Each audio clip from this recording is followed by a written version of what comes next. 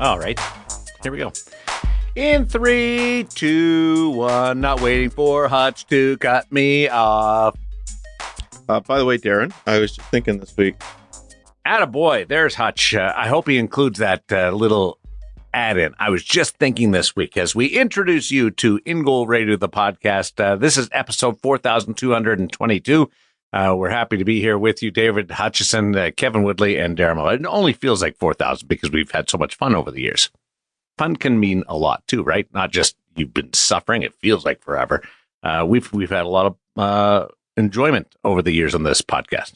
I think today might feel like a suffering day for Hutch, though, because he was up at 4 a.m. to get on the ferry, and he's had to put up with me since about 7:30 a.m., and we've been filming at the hockey shop for the last 2.5, 3 hours. So he's had a lot of me, and as most of our listeners can attest, there's only so much Woody that can be tolerated. I'm testing the limits of Hutch's patience today. Nothing I'd rather be doing. It's my favorite time of the month is coming over to the hockey shop and hanging out with Woody. That was not said with enthusiasm. I can understand the hockey I try shop that again? that being exciting. But Should I try that again? Yeah, you should try the Woody. At least give us some enthusiasm in the Woody part. I am so excited to be hanging out with my buddy Woody. It is the best time of every month. Hopping on the ferry, coming over to Vancouver, coming to the hockey shop, hanging out with Woody for an entire day. We're not even close to done. It's about 11 o'clock in the morning, and probably going to be hanging out until 5, 6 o'clock tonight, filming more content for everybody, making plans for what's new for InGoal. This is awesome.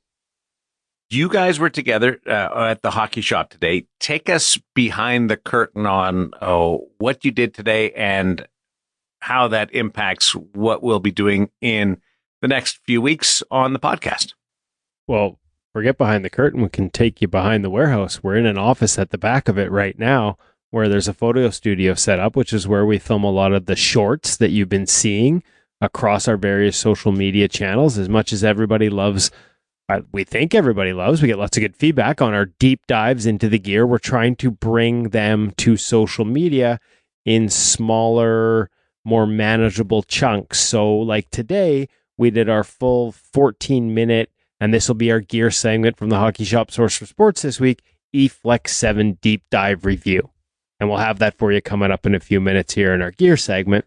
But you've already seen some of the teases we filmed behind the scenes on the cross-glide technology, the new sliding surface, the new glove brakes. I'm giving too much of this week's away, but that's sort of how it works. We start in the front, we film the gear segments, and then we come into the back room behind like 20,000 square feet of warehouse pads and gloves stacked from the floor to the ceiling. It looks like about a 20 or 30 foot. It's at least a 30-foot ceiling, Darren. I'm looking up at like 1, 2, 3, 4. I'm like counting on the radio. 7 different shelving levels of goalie equipment. We come back here and we film some of the smaller segments. So it's a long day. It's a productive day. It's a fun day, despite the intonation in Hutch's voice. But it is a long day. It's good. I thought I was serious. It is a fun day. You didn't have a lot of jump in the serious, passionate delivery. He's been up since 4 a.m. and he had to walk on the ferry. Don't blame him. He had to walk on the ferry? Why couldn't he just sit down? Because I was that excited, Darren. I was just pacing around. I get to see Woody soon. I get to see Woody soon. Darren, my friend, you should be over here with Cam with a dad joke like that. I would love it. I gotta get up there and see you guys again. We got the Stanley Cup Final. TendyFest next weekend. Come on, Darren. Let's go. Let's go, TendyFest. Let's rock and roll. Get into TendyFest in just a second because I've got this in my mind with the Stanley Cup Final, and it was put to me, who needs this win more? And Stuart Skinner needs the championship because he doesn't have one. So then I thought, let's change it. What would a win do to the respective legacies of the goaltenders? Stuart Skinner would show that he's battled through some real challenges over the years and eventually was rewarding the Edmonton Oilers management for their dedication by winning a Stanley Cup. For Sergei Bobrovsky, I mean, we've got 2 Vezinas and potentially 2 cups. What does that do for him in the history of goaltending? Where would it change his slot? Can we just pause for 1 second? I want to go back to Skinner for 1 sec, because I think people forget this isn't just a chance to win a cup. It's for the team he grew up watching and cheering. It is a hometown cup opportunity for him. And I don't know whether that changes legacy or not. I don't know how it affects pressure. But talking to Pete Fry recently, because that's who he started working with mindset when he was in junior on the goalie mindset stuff, he shared a text message with me, which was a visualization of Stewart envisioning himself leading his hometown Edmonton Oilers to a Stanley Cup. So I think this means even more for him, at least personally. And I don't know if it's a legacy, but from a story standpoint, and in the media, we don't cheer for people, or for teams, we cheer for good people and good stories. It's a hell of a story. But Bobrovsky, then, does he enter the league of Mount Rushmore of goaltenders with the 2 Vezinas and then the longevity of it? Because the first Vezina was won 2012. And does that put him with a second cup included with the ranks of the Waz and the Brodeurs, or if you go back, the Jacques Plante, Dominic Hasek's? Hutch.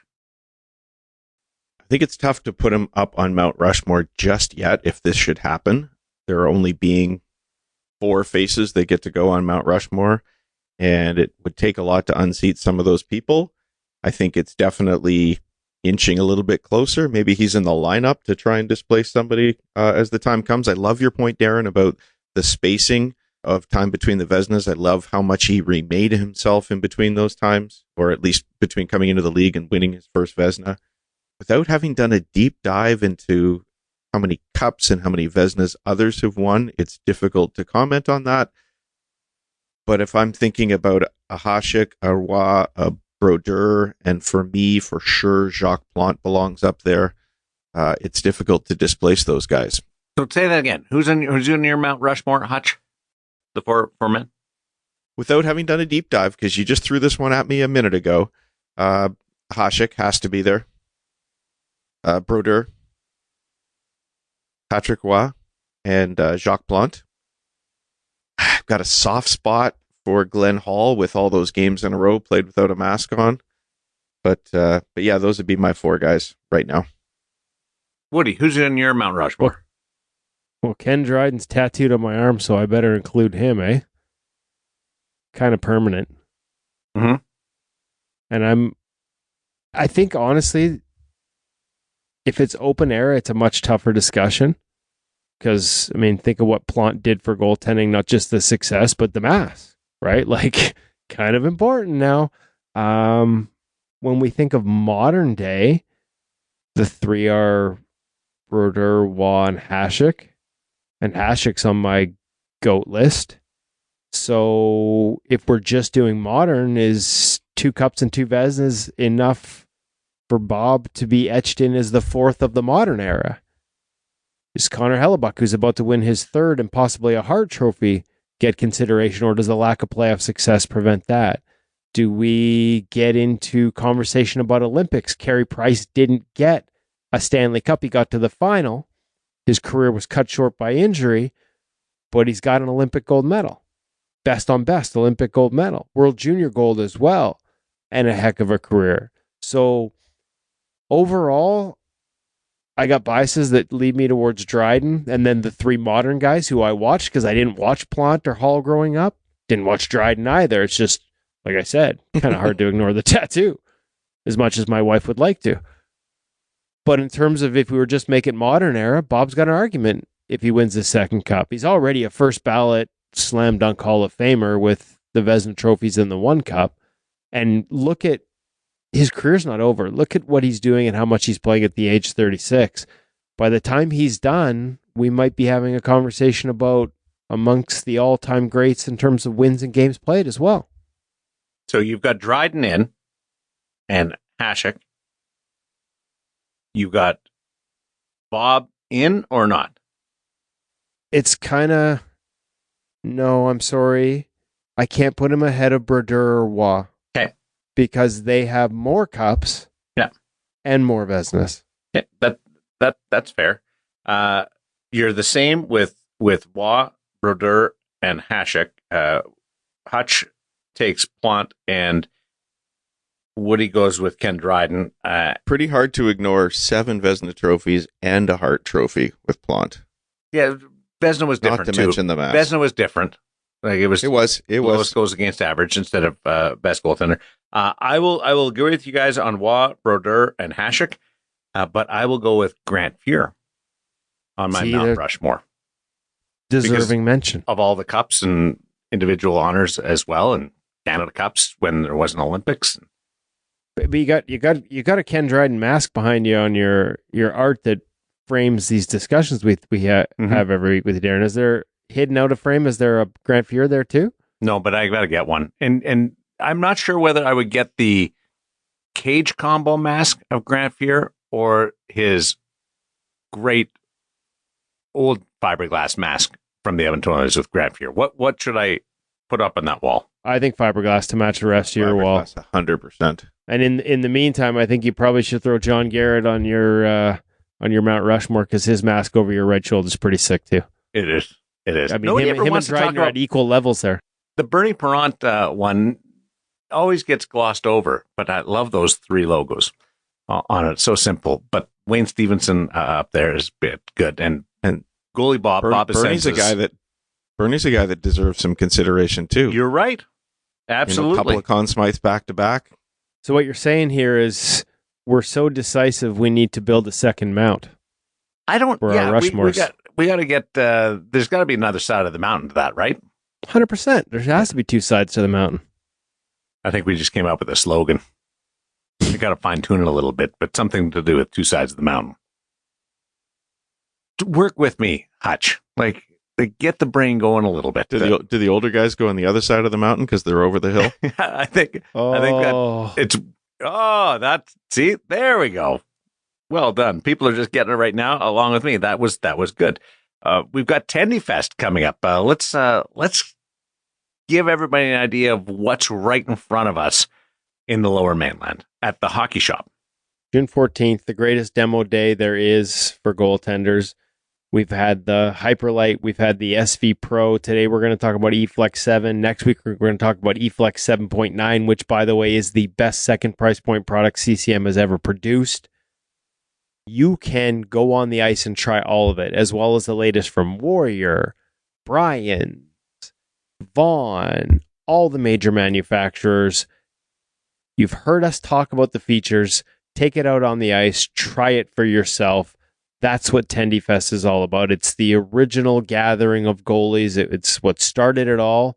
Often imitated, never duplicated. TendyFest is June 14th. Make sure you check out the hockey shop at all their social media outlets for details on how to register, what to bring, and how to make sure you get on the ice with all the gear you want to try.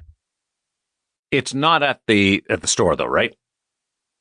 No, it's at Fleetwood Arena, but again, all the details in terms of timing on June 14th will all be available on their social media and on their website. Okay, one more question. Do you have to buy a ticket or do you have to register to get into TendyFest? Because as it's grown, there's a lot more demand. And I know there's a VIP or an opportunity to get involved in the early part of the day. That might be sold out, but I think they've already filled their VIP circle, Darren. Yeah. Although I was told a special slot has been set aside for you. If you come, you will instantly be a VIP. Me and Hutch have to come in with the riffraff, but you're allowed in as a VIP. Something about being special, NHL shooter, something like that. Having a cup, I don't know. You get a Mount Rushmore of your own, so you're allowed in the VIP. It is closed to everyone else because they've run that contest already. I'm actually not sure if you can pre-register for time slots ahead of the event, but I do know when you get there, you can sort of set your whole day up to make sure you get out there and know what times. Make sure you check out their socials to sort of figure out what to bring as well, because you can't show up in street clothes and expect to go on the ice. I think masks, you need to bring your own. Skates, you need to bring your own. There may be pants and chesties you can try, but you got to bring your own for those for the most part. Just make sure you check it out. They have all the details there. I don't want to misspeak on anything and have everyone. We've had people come from Calgary, Had people drive from Seattle up to be a part of this. It's a big deal. Make sure you check out all the details so you don't miss out and you get the best out of an amazing day. And we'll be there. You can come say hi to Hutch. He'll be in a better mood than he is today because he'll have had more sleep. He's not denying that he's in a crabby mood. Just toss me double birds. I've denied it 100 times. I'm in a great mood. I'm just tired. There's so many birds very flying around happy. there. There's a flock in that storage room that you guys are in right now. Tired enough. I'm going to go hide in the corner and cry, you two. Gear segment brought to you by The Hockey Shop, source for sports Langley, thehockeyshop.com. Looking forward to TendyFest, but let's get into why you guys are there today and our gear segment. We're here to talk about the EFlex 7 line. We've teased quite a bit of the new features on our own social channels, and now we've got the full deep dive. So without further ado, let's go to Cam. This one's a bit of a long one, but a reminder, folks, if you want the visuals to go along with it, check out our YouTube channel, because the full production and video is available there as well for all the insights on what makes EFlex 7 special and a departure. Let's go to Cam. What does CGT stand for on the new CCM EFlex 7 pad? What's new in the glove break? What's stock? What's changed? Why is it the biggest improvement in a CCM glove in years? We've got answers to all those questions as we break down the new CCM EFlex 7 equipment here at the Hockey Shop Source for Sports, Goalie Utopia with Cam Matwiv. Cam, there's a lot of changes in this new EFlex 7 line, a lot of improvements. Yes. Where do you want to start? Well, with the pad, that makes it the easiest, right? Okay. Well, first of all, look-wise, this just gives that appearance of almost an EFlex 4, doesn't it? Just to a bit of a degree. Just the way the graphics laid out and whatnot. And now this isn't a bad thing, folks. I mean, EFlex 4 was by far CCN's most popular pad ever to date, except I think this might dethrone that a little bit. Yeah, from a performance and feature standpoint, I got to be honest with you, I've had a few of these and done the customizer for us, and that's the first time I've thought of that, but, you know, I'll go with it. It is, however, EFlex 7, and there are a lot of new features on the pad itself. Start there. 100%. So let's start by looking at the face of the pad. So we still do have, again, that classic traditional shape look, but functionality standpoint wise, these are completely flat. So these are just more of like, I would even consider like an indent inside the pad. Aesthetic, 100% aesthetic. So in terms of even as a rebound quality, you're still going to get more of that truer flat face kind of like rebound. Consistency, exactly. More consistent rebound with the aesthetics of a knee roll. Let's be honest, a knee roll is largely sort of aesthetic. Well, it's symbolic though of a pad that is I like that. Softer. Yes. More form-fitting to the leg, more flexible. And that's what the EFlex 7 that classic, almost starting to be vintage look. Right. Yes. So keep going. Okay. Back. So moving over to the back of the pad. This is where we start to see some of those differences. Starting even with the thigh rise too. Tapered up at that top, almost even giving you that little bit of a wedge shape. When you bring those pads together, that really helps to lock that in and get that nice seal between the two. And if you have an overlap, it's less likely to get caught on each other. One will go in front of the other. Exactly. Now, a couple of durability features really to call out before we flip over to the back of the pad. CCM has realized there's been some corner and edge rubbing. They've added some more high wear material to that corner as well to help prevent some of that edge rubbing that has happened in the past from that extreme kind of crossover of those pads. So, good added durability feature. Let's flip that over to the back and look at the back. Cam. I don't think we should go to the back first. I think we should go to the inside. You already want to talk about Cross-Glide Technology CGT. I'm going to give it away early because it's one of the biggest features. Well, give it away. Speed Skid's gone. Now tell me Well, that is gone. Better. Because it is way better. It's completely smooth. This is something that I've tried out. He's tried out. 100% notice a difference on ice through all ice conditions. That's the biggest thing. Yes. Now, Speed Skin was great on fresh ice. Exactly. The ice broke down, which NHLers don't have to worry about, but us Joe Blows do. As the ice broke down, it got a little stickier. This, with their testing, slid better on fresh ice, slid better on worn down, sort of end of that period ice, or for those of us in beer league, end of the game, because we don't get a lot of Zambonis out there. It feels like it's harder. Yes, the actual surface itself has been added stiffness to it that provides more rigidity to that slide surface. A, that's helping with your stability, and B, that's giving you a more stable surface to push off of. So what does CGT stand for? Cross-Glide Technology. We've seen their testing on it. It's a significantly better sliding surface than previous generations. Now, Cam. So wait. Let's be clear. Let's be clear. Now, in my humble opinion, I don't believe that it's necessarily better than anything else, but now it's no longer to a point where it was significantly drop off and worse than anything else. So I believe this brings CCM on par with some of the best pads in terms of for sliding, for sure. I think we've hit a ceiling. Like, how can you slide better than better? Sort of situation. I mean, we would all agree that the plastic slide surface of the Warrior pad makes it slide very easily. This isn't going to be the exact same as that, but I would put this on par with a Bauer and even a Brian's, the Vaughn. I would say we've now got an even keel surface. I think it's harder than some of those other models that have different materials. I'm thinking Brian's and Vaughn, I think it's a little almost more rigid on the inside. Interestingly, we've seen some NHL adoption from guys. We actually saw one guy who felt it was a little too fast. Jacob Markstrom was like, I prefer what I have already. I don't need it to be any faster. So that was interesting. So there is definitely a noticeable difference. For sure. Definitely something worth coming because that question is going to come up. So let's flip it around. Now let's talk about the back. All right. Dynamic rotation strap makes its return. This is a similar strap that we've seen on CCM pads for the past couple of generations. Adjustable on the inside of the knee stack as well. That knee stack does still include their version of their integrated knee stack as well, providing more stability to the pad itself when you're dropping down into the butterfly. So some rigidity, the pad's going to move with your leg, but a little bit more give than some, I when I think about it, this is probably closer to a Stabila Flex than a Stabila Slide. That's correct. Yes. To use a already coined term, we'll call it that. Right. Sure grip now stock on the actual knee cradle itself. Instead of that 3D molded. Still an option to custom, but sure grip, a little bit of a nicer surface, a little bit more of a consistent landing. I prefer the sure grip as a recommendation. As do most NHL goalies, which is one of the reasons they made the switch. If all your pros are wearing it, it makes sense to give this option as the stock one at retail. I gotta be honest with you, I kind of like the 3D grip personally. I found that it just was a little almost even taller. But this has got a nice soft landing area, like you said. A lot of guys prefer it. So this is stock. You can get the 3D grip if you want. Remover out on knee wing, so that's nothing new for CCM. Opening the pad up, here's where we start to see some more of the changes. So first, their quick motion strap, their third version now. What's the second S stand for?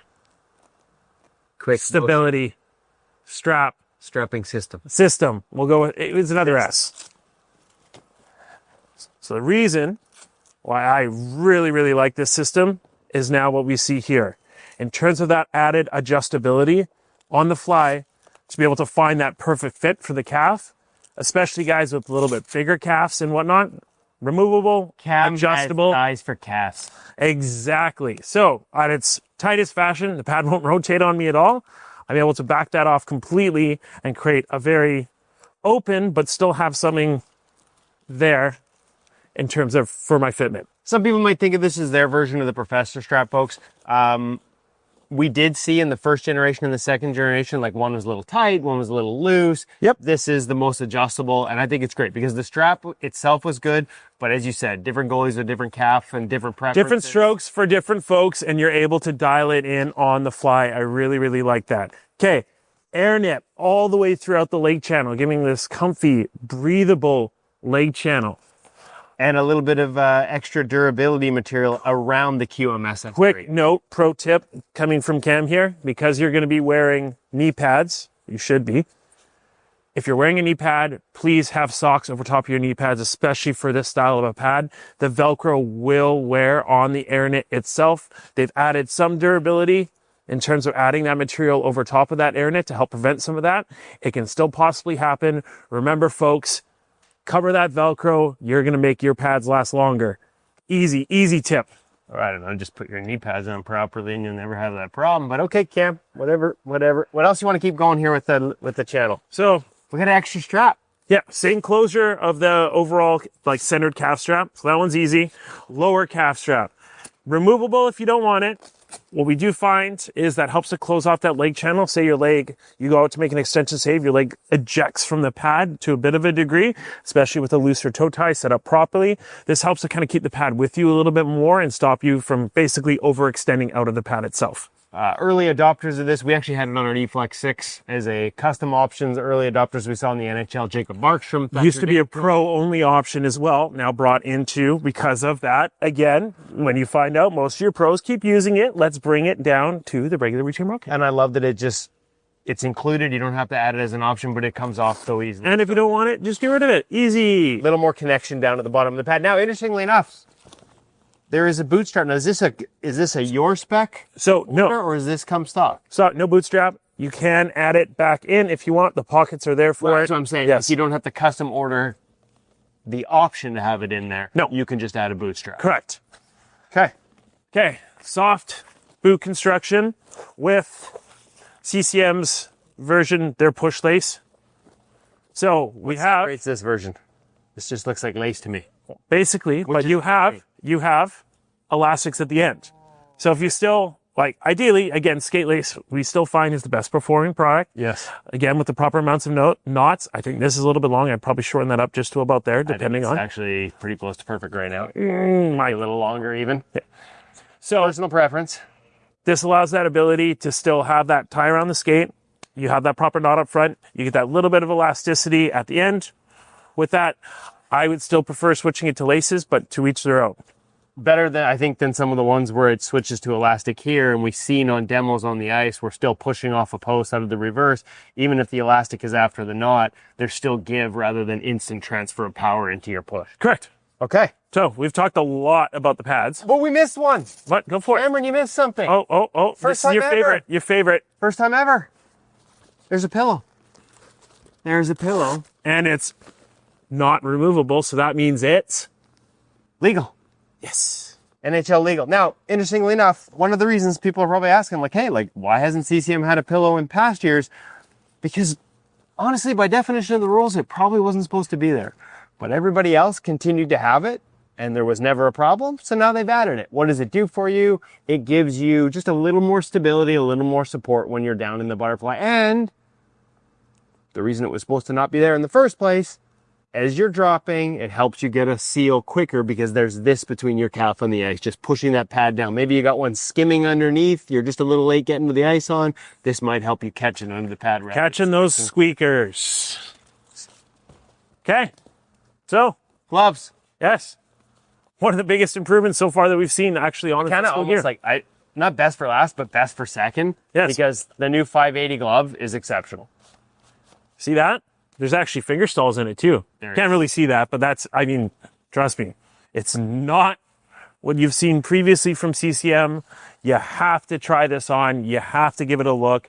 Don't gloss over it because, no finger stalls. It doesn't have that anymore. We have proper finger stalls. We have a proper closure. We have a proper feel. There's a reason they've gone back to calling it the Yes. 580 instead of the 581 or making it the 582. It's not the same internals. So they didn't go right back to what they used to do because the reality is that was still a heavier glove. And other companies had cut weight. So this, with the new the new backhand, which we've always liked, we've been a big fan of that, The cross form. cross-form strap, really allows you to lock it in. It's got the strap across the top as well. More adjustability in the fingers, the return of finger stalls, but a closure and a pocket that is very much 580 in origin, with internals that allow it to be lighter weight than the original 580. You can really feel that, like It's- right yeah, away it's off the bat. definitely- it Like makes a difference. Honestly, folks, this is one of the best feeling gloves off the wall this year so far. And it closes off the wall, which was an issue in the past generations. We said it in our reviews. It Yep. required more break-in period. This does not, to the point where, Cam, you've ordered Pro Palms instead of Game Ready for some of your stock gloves? Yes, some, not all, but we do have pro palms mixed in with our game ready palms as well. We do find that, yeah, it was the same consistency of closure right off the bat. So why not get that little bit of extra padding and not lose anything in terms of for your closure? Now, just out of curiosity, is the single tee you have in your hand just a hockey shop spec, or is that stock? That is stock. So stock is single T for these guys. Okay. Double T would be something that we would do with custom order, for example. But There's with- also a floating tee you can get. yeah, there's a few options here that are fairly interesting here. So stock, they have a single T with an added +1, so NHL illegal. Similar thing with that floating T, the +1, NHL illegal. That said, There's a floating tee without the +1 that is NHL legal. yes. So you've got options. Some of the other changes in the glove in terms of, I know what I was going to say. I was so enamored with the way it was closing. A reminder, folks, 580 is stock, Yes. 590 and 600. So if you order it in CCM EFlex 7 on the custom, it is the new generation with all the new internals, and the finger stalls are back. So it's not like if you go back and order, you're not getting last year's product. You're getting the new glove, the new build in those brakes. So it's that these changes are available right through the line, 580, 590, and 600 in custom, but 580 is stock. Last but not least, because this is getting long, Yes. the blocker. I mean, hey, blocker's a blocker. No. It's a funny coin term. However, Kevin's kind of adopted this. I've been a big fan of the blockers. Like previously, I think this is a winning recipe that they have there. This has a great punch, great overall feel. You know, it's definitely rivaling some of the other blockers out there for sure in terms of for that overall punch, if not even potentially a little bit better, just with its balance point. Hexapalm. Love the grip. It's available Double as a thick. custom option in the glove as well. If you prefer it, I really like the feel of it. One of the other changes, the finger protection. There used to be a seam here. Now it's all one piece. So just a little bit of protection if one rides up the stick. Of course, we've got the D30 on the inside finger. Inside of the finger. This has changed shape-wise, easier to get a stick in. On Different the side wall too as a well. little more reinforced. And of course, one of my little favorite things that you can do here with their cloth. I mean, it's already got pretty good motion, but really easy to open it up and give yourself full range. And that was just by Velcro on the side. So, There it ladies is. and gentlemen, EFlex 7, definitely worth checking out this year. If you have any questions about it, you can give me a call, 604-589-8299 or 1-800-567-7790. Check it out on thehockeyshop.com. Or, if you would like to get your custom order ready, you just need to head over to CCM's website, design your custom set, and we can absolutely help you out with that. Oh, speaking of, this is like a little Vegas colorway. Our boy Darren's going to be calling an order in this one, I think, for sure. A little subtle gold, just a grunt gray. Thanks, Cam. Thanks, Kevin. Will Cam be sleeping in his vehicle at all over the next couple of weeks? Who says he gets to go to bed? I think Cam just has to. He's got a lot of work to do between now and then. He's got a bad back too, so he might be a little irritable. The hockey shop, if you don't follow them on social media, do so, because as they don't go as deep as what Woody and Cam are able to do, but there's lots of great content showing off some of the new gear that they're able to bring you up to date on as well. And Nick the goalie's going to show up at TendyFest, and he shows up on their social media all the time too. He's a good dude. Nick, he doesn't get frustrated, Nick. He needs to get angry every now and then. He's way too happy and nice an individual to get angry. He's got no Woody Snaptastic in him. None. Like, the thing, if I get to TendyFest and I get a chance to connect with Nick, I'm just going to say, give me some fire every now and then. Like, keep a stick that's old and that's broken down a little bit, and snap that thing over the post and send a message to the boys. It's time we started a Woody channel, don't you think? Yes. Because then it would be all Snaptastic all the time. We need to increase the InGoal stick budget, but other than that, it would be brilliant. Did I tell you guys one of my skates on the Saturday morning? One of the people that participates brings their kid, and I don't know whether the kid wants to come along or whether the dad just brings him to get him out of the house. But he works the clock and he sounds the buzzer every time there's a goal. And it drives me nuts. I'd be breaking my stick up all of that kid. Yeah, I'm like, kid, work the scoreboard. That's fine. But don't sound the damn buzzer every time I let in There's a solution for that, Darren. I know, stop the damn puck. Find a way, Darren. Find a way. Yeah. And I'm like, having a great day. And then they scored. Like, that's a good shot. Then, I'm like, you little rat. Does he just lean into it like multiple taps? Oh, yeah. Like, It's like the laser sound from a Euro dance party. And half the time, it's not even, the puck doesn't even go in, but he thinks it went in because he's like 8 and he's sounding the buzzer. And then I'm even angry. I'm like, that didn't go in. This sounds like a video for me to come down and snap on the 8-year-old. Please, can you just walk in and go, kid, you're done. Yeah. You're Nick up. the goalie would never. Let's just say we're gonna have the Nick the goalie dark side featuring Woody. when all the intrusive thoughts get through. Oh, it's like the angels on your shoulder. The good angel and the bad angel. Nick the goalie and Woody. Show note for all the parents listening. Woody and Darren are actually two of the nicest people on the planet, and they would not snap on your 8-year-old if you see him at the rink. Might yell at him. Give him the old stink eye. Look, kid, I'm watching you. We've got our parent segment brought to you by Stop It Goaltending U, the app. Stop It Goaltending U, the app, brings 25 years of Stop It Goaltending's experience into an easy-to-digest format on your phone or tablet with updates every day. You want quick hits? That's their 1-minute primers. Monday, Tuesday, Wednesday, Thursday, Friday, this week on the art of communication. They got medium length. They got a tip on working the ladder this week. They got a goalie drill on a face-off curl to screenshot.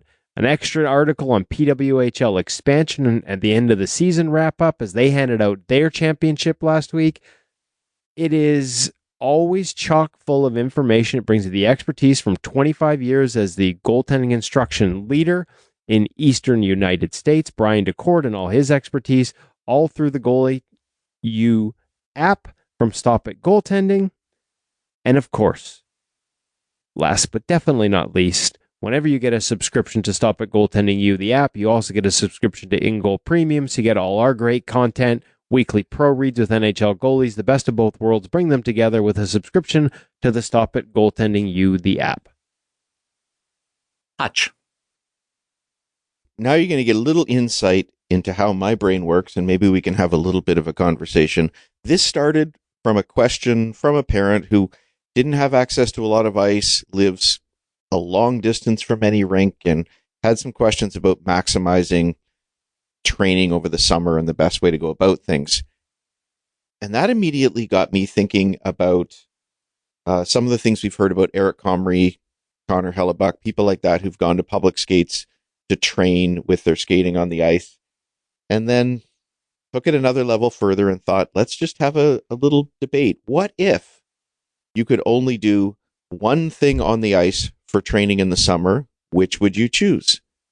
Would you choose the skating, like going to a public skate, working on your goalie drills, maybe going to power skating, working with a goalie coach who does goalie skating? So that's one option. Would you do specific goalie training by going to a camp or working one-on-one with a coach? Or would you just take gameplay, get involved in a summer league or some scrimmages or whatever? So I put that out to a bunch of our readers on social to see what the response was, and I thought I would ask what the two of you think as well. What do you think would be the best way if you were only allowed to do one? Because obviously people would choose more than one if they had the chance, but I think it's a fun way of looking at priorities. What are the options? Darren, what do you think? 1, 2. So you got one-on-one with a coach. Well, not necessarily one-on-one, but specific goalie training. So like working with a goalie coach. Working with a goalie coach in whatever format. Games in, again, whatever format you might have them. Or power skating / goalie skating. Well, I know what would be my third. It would be power skating. That just which is funny because I assumed almost nobody would choose that because it certainly doesn't sound like a lot of fun. No, but a lot of people chose that one. Really? Yeah, because I think they were thinking, what's the best way to spend your time if you can only do one thing? Okay, yeah. Fun wise, that's 3. Practical wise, I would say 2. I'll go goalie coach. One-on-one training, skating, and then games. So you got to give a reason for the goalie coach being your number one. I'm getting better. I'm getting fine-tuned, and I'm using what little time that I'm on the ice in the most pinpoint and specific way possible to get better. Okay. What do you think? Well, I'm goalie coaching first because I need all the help I can get. I need somebody to be, and this is, somebody mentioned this in one of the comments, and I thought it was actually quite smart. The reality is that every goalie coach is going to start with skating drills.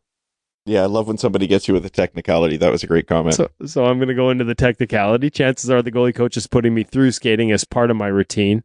But I just think the fact that it comes with an extra set of eyes for me, even though that means it's inherently more expensive, because the beauty of the skating is you just need to find ice, and you can, as we've talked about with Eric Comrie and Connor Hellebuck, they just went out to public skates and did crease movement patterns without a coach there to tell me how to get better. I know I'd improve just by repetition, but I want somebody, after working with NHL guys in the summer, not as a coach, but just as an observer and watching them work with coaches, the fine details, including in their skating, that they work on. That's what I want. So I'm kind of tempted to say skating because I want that, but without that extra set of eyes to help me refine it, I don't know if I'd actually get there. So that's why I'm going goalie coach. We'll go goalie skating second, and we'll go games third, because I do love playing games, but I get enough of them in the winter. If I got to sacrifice one, it's that. Hutch, what's your pick? Well, just to have a little fun, I'll go off the board from what the two of you have taken, and I'll take gameplay. And the reason I'll take gameplay, we talk here a lot about the importance of learning how to read the game. And no matter how well you set up a series of goalie drills, no matter how game-like you make them, it's still not the same as reading what happens in an actual game. So I think and more, we see kids getting less gameplay as the game of hockey becomes more commercialized and it gets more and more expensive for kids to play. I think you end up in leagues where saving money is a thing, and they end up having fewer and fewer games in a season, and then you're splitting with a partner. We get a lot of kids during the season that might only see 15, 20 games. And that's not enough to develop your skill as a goaltender learning to read the game. So I would put gameplay in there just to be a little bit different and see what people think about that. But it really, really depends on the individual, as so many commenters have said as they've replied here. It depends on the age. It depends on your need. Do you have a goalie coach with your team? Because if you don't, getting that specific stuff in the summer is huge.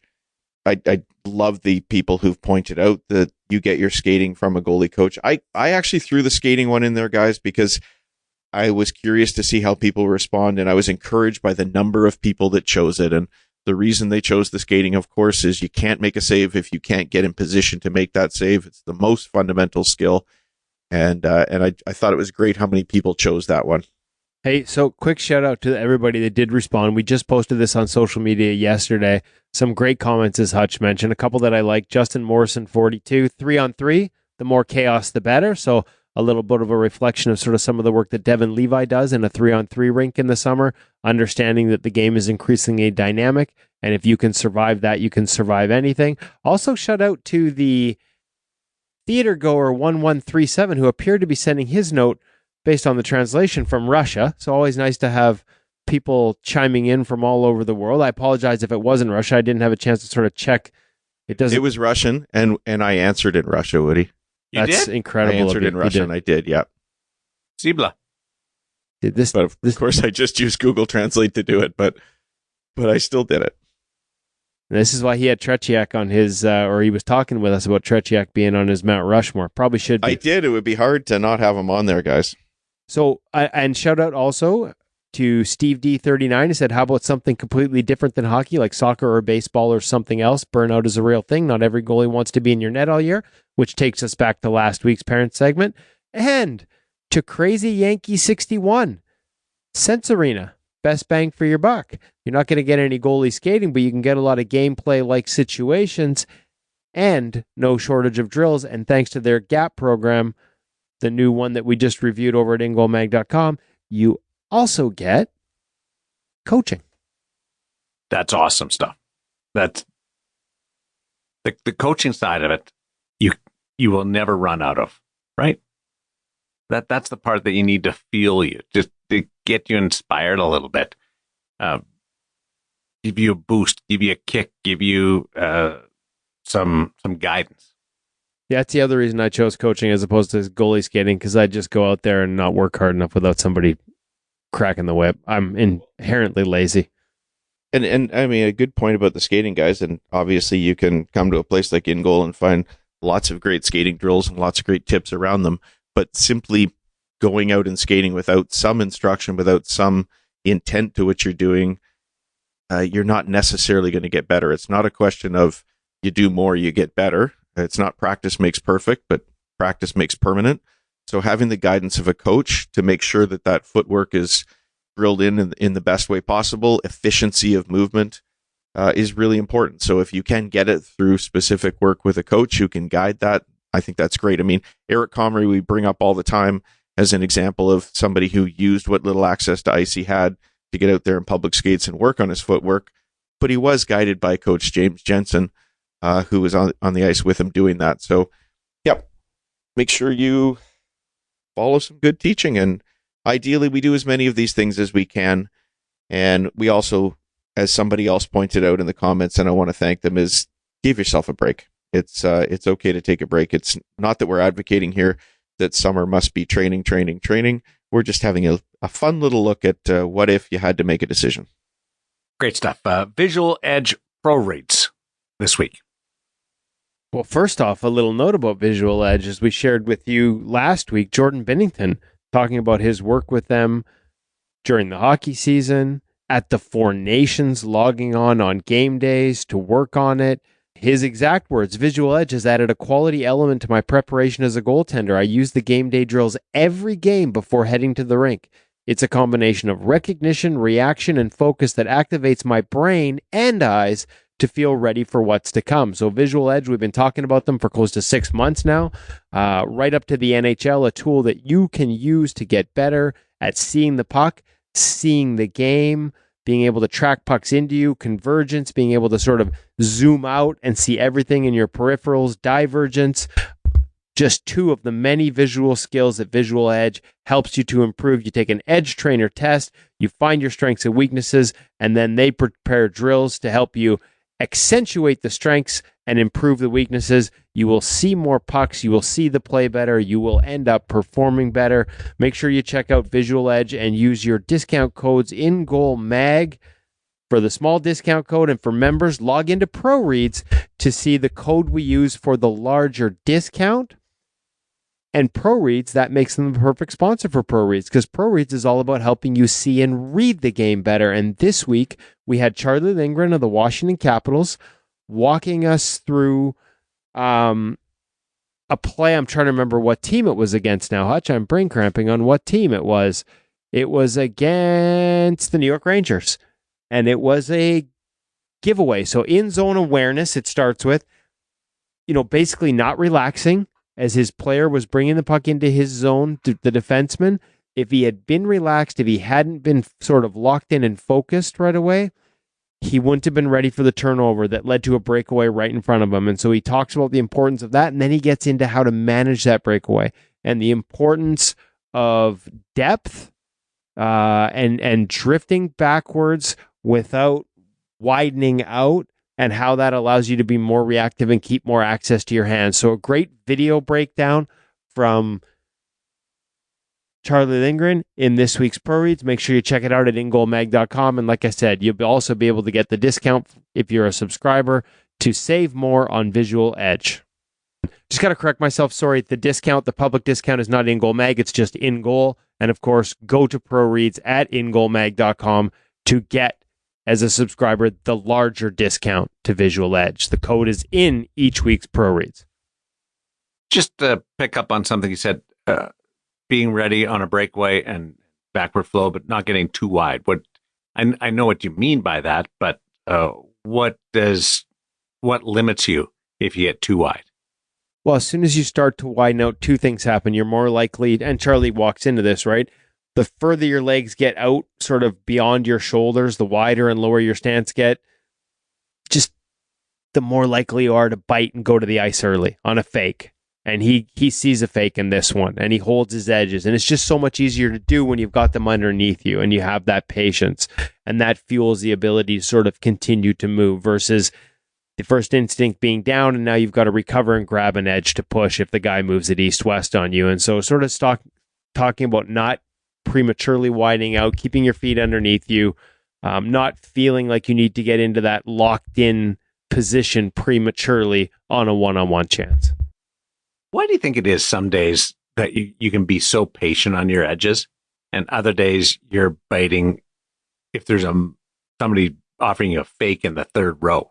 I don't understand that, and you're the same person with the same skill set. Oh man, I feel like we should ask Stuart Skinner. sports psychologist for that one. Yeah. No, I think I think you do.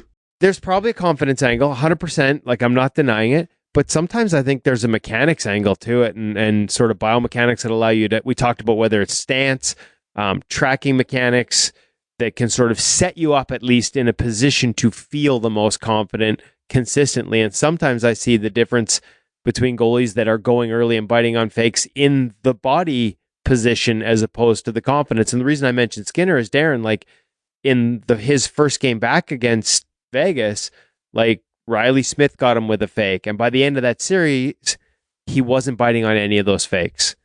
Not nearly as much. So it is interesting. It can just be a confidence, a flow, and a feel and a rhythm thing for a lot of guys. But I do think there are technical and tactical and biomechanical elements that it can at least set you up to stay on pucks longer visually, which should help you feel the confidence to be patient off releases and moves. I think we could get deep into a chicken and egg discussion, though, on that one, because do we know that the biomechanics and the setup and so on aren't a product of the confidence and how you're feeling about the situation that you're in at the moment? Which one led to the other? I don't know how you're going to discern between the two of those. Confidence is a mental state. Biomechanics is a physical thing that should be more repeatable. So if we say that one is the cause of it, but I mean, if I don't feel confident, I shouldn't have poor biomechanics. Like, I shouldn't change how I hold my body because I don't feel confident. That's a lack of mental strength, I would say. Like, that's like physical should be something you can train. Well, then body language wouldn't exist. Well, for some guys, it barely does. No, but I mean, I'm just making the point that body language is a thing. Our mental state is reflected in how our body appears to others. So I don't think you can necessarily say that your mechanics will always be the same, no matter how confident you are. Fair. It's an interesting debate that you guys are having, because Chicken and egg. the body the mechanics. chicken is in this one. Well, the body mechanics, you're right. If you've got that foundation and it is repeatable, confidence shouldn't have a large influence there, because you should be there. You should be making saves. But confidence, we know, is such an important part, where if you're not feeling it, or if you're doubting yourself, the puck's going in no matter what you do. So it doesn't feel like confidence should be 50%, but if you've been through it, which people listening have, you know how vital it is. I don't know what Connor Hellebuck. Connor Hellebuck's going to be a 3-time Vezina Trophy winner. He battled this in the first round, and he's admitted it. Yeah, that's a really good point. Maybe my problem is coming from the other side of it is it's all theoretical, because I have no idea what it's like to be a confident goaltender. Come on, you wouldn't play. We know and we joke a lot about our shortcomings in the position. But Hutch, how long do you think Woody would play if he really did suck as much as he makes it sound? Nothing. He would be he's done. Self-deprecating. That's all it is. Yeah, he would be. We know that he snaps so much because he expects so much from himself. He holds himself to a higher standard. There's no way he's going out there and just completely sucking. Well, I don't know. Hutch has got some pictures that might tell a different story. You do have a good patch stack out there. Yeah, we all have our moments. Woody spends his life looking at NHL goaltenders, so in comparison, Woody sucks. But for a guy his age, he's pretty darn good. He's an old man, and he's playing with young guys out there. For a guy who didn't start till his mid-30s, I'll throw that in. But it's like I said to Dubnik when it came to the video review at the end of last week's podcast feature interview. I don't want to sign up for your program because I never, ever want to see video of myself, because in my mind's eye, it looks a hell of a lot better than I know it's going to look in reality. Oh, my goodness. Isn't that the truth? Like, just getting up. It's like, but boy, I felt good. Oh, saw that. That does not look good. That looks I look like I'm 80. Yeah. That looks pretty darn scary. I can't believe they didn't stop the game. You laugh about that, but you're actually illustrating the power of video as a teaching tool, because so many times young goaltenders think they're doing something one way, and then they see themselves do it. And it's not a question of seeing yourself and deciding you suck. Far from it. It's just that you think mechanically you're doing something, and then you watch it and you're like, oh my gosh, that's not what I was doing. Okay, here we go. It's an incredibly powerful teaching tool. Yeah, it was a while ago. It was before I moved to Vegas, and I was having a conversation with a goalie coach, NHL goalie coach, and he said that he was having a debate with this guy, one of his guys, and saying, you weren't square, you weren't square, you weren't square. Yeah, I was. And then the goalie came and looked at the video, went, I wasn't square. And as a way that they used the video, and they didn't go through the whole process deeply. It was just, are you square? Yeah, I'm square. No, you're not. Look at the video. And sure enough, wasn't even close.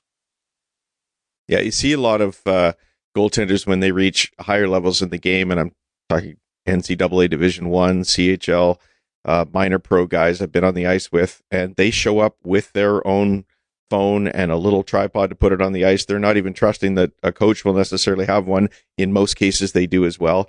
But these guys want to have their film and take it home and review it. The detail at that level from some of the best goaltenders is impressive. You ever go on Rink Barn or one of those Live Barn? No. Any of those, and watch yourself after a skate, Woody? I only had to do it once, and that was to justify the punch I threw so that I wouldn't get a longer suspension. I got absolutely chicken winged on purpose, like elbow right through the side of the head, and I went snaptastic, and I was getting tossed for a while, but once they saw the chicken wing, they backed off on it. So that's the only time I've been on Live Barn. So they reduced your suspension because the guy chicken winged? Yeah, it was a pretty bad chicken wing. Good for them, because they could have upheld yours and gone after the other player. I'm well, when I say I snapped, Darren, mine was lifetime, so there was no way to go but down after that. You two are not doing a good job of selling a family-friendly show this week. Woody's going snaptastic and fighting guys. Darren's yelling at 8-year-olds. This was a much younger Woody. This was a much more inflammable Woody. I'm all peace, love, and chakra right now. And this was me last Sunday, all right? And I'm right in the middle of this with the 8-year-old. I just don't need to be mocked, all right? I'm behind you, Darren. And Very the kid precious. keeps track of shots too, which is impressive. So You're probably yelling at him for missing them too, aren't you? Don't yell at him, Darren. Just I give won't him yell at him. $20 to inflate the total. No, because he doesn't pay close enough attention. So every now and then I'll get a bonus save because he feels like he missed one. So I like that part. Not that I'm writing down the stats or Listen, anything. Darren, Woody. 8-year-olds can be bought, usually just with candy. So 100% you need to get those totals up. I don't speak from experience or anything. There's a reason Hutch is doing the parent segment, not me. Or me. NHL Sense Arena feature interview this week, focusing on Victor Östman. Yeah, we had a great chat with Victor. I feel like actually we've waited far too long to set this up because this is an interview that not only contains a lot of sort of technical elements and tactical elements, but this is a young man who went from the NCAA and this year played ECHL, American Hockey League, and made his NHL debut. He has a game in his first pro season that includes, and again, maybe I'm killing the family show vibes here, but includes a goalie fight. No, you did that a long time ago. Okay. It includes Let's a goalie lean fight. into it now. Let's Darren, own this a one. goalie fight with an e-bug on the bench. And Did he fight found the it- e-bug? you'll have to listen to find Okay. out. But on a technicality, he didn't get taught. Wow. Dun, dun, dun. At the end of the day, this is a great interview. But I wanna before know- we get to Victor Östman, If the We have e-bug to talk- was the e-bug nervous, do you think? I don't know. It was an aged e-bug from what I understand. Not our old friend, but up there in years. It'd be like me on the bench, so probably nervous. You got to I- listen to the interview, folks. Okay, This is okay. what we call a tease. NHL Sense Arena serving up great options. And you got an opportunity to go inside. Well, yes. When you're as bad as me, you look for ways to improve. And NHL Sense Arena is a great way to improve. We've got a review up right now at InGoalMag.com that I wrote. You can actually see me attempting to read shot releases as part of the videos. I threw the headset on and screencast some stuff. There are some great lessons and some great takeaways. So they've got their new goaltending advancement program, GAP program. It's the first time, it's kind of like InGoal. Sense Arena has always had these great tools to get better, but they've never told you specifically how to use them. We just give you tools. You throw them in the toolbox. You pick the ones you want, the ones you don't. This is the first time they used Brian DeCord, worked with Joey, his son, Seattle Kraken, talking about finding ways to build a progressive program. 2 months designed for the summer, works through 3 different attributes: shot release, angles, and traffic. And we started our review with the shot release. And you can read it right now at InGoalMag.com. Walks through all the different details of it. Really reminded me of Craig Anderson and what he taught us, one of the greatest shot release readers in the history of the game, and how he talked about getting better by just looking at everything but the puck in practice.